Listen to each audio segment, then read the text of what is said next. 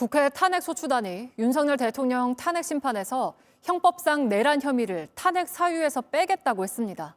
탄핵 사유를 다투다가 시간이 지체될 수 있다는 취지인 건데 이를 놓고 윤 대통령 측은 탄핵소추안 내용을 바꿔서는 안 된다며 국회에서 재의결해 오라고 강하게 반발하고 있습니다. 최연수 기자입니다.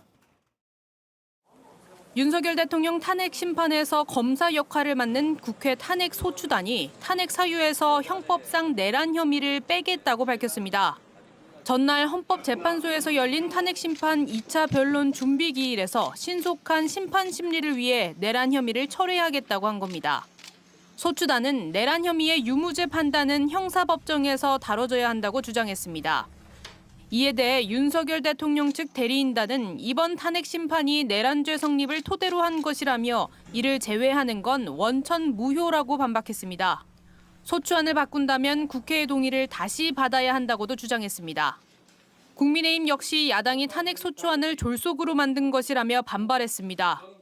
국회의 탄핵 소추문에 내란이라는 단어가 총 38번이나 들어갑니다.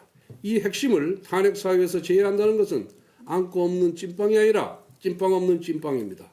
이재명 대표 사법 리스크를 덮기 위한 것 아니냐며 탄핵 소추안 가결 시 찬성했던 국민의힘 의원 12명의 의견도 다시 확인해야 한다는 주장도 나왔습니다. 탄핵안에 반대했을 거다라는 분이 적어도 5분을 넘긴다면 그것을 헌재 증거로 우리가 제시를 하고.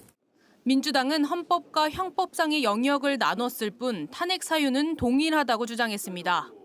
이번 탄핵 심판에서는 내란죄 성립 여부를 다투지 않고 국회가 통과시킨 탄핵 소추안에 있는 내란 행위들, 탄핵 사유들이 헌법 위배에 해당하는지 여부를 주장해서 다투겠다. 박근혜 전 대통령 탄핵 심판 당시에도 같은 논리로 조치가 이루어졌다고 했습니다. 그때 권성동 당시 위원장이 그렇게 얘기했습니다. 형사재판은 법률 위반 여부, 그러니까 범죄 성립 여부를 다투는 것이고 박근혜 탄핵은 헌법재판이다. JTBC 최연수입니다.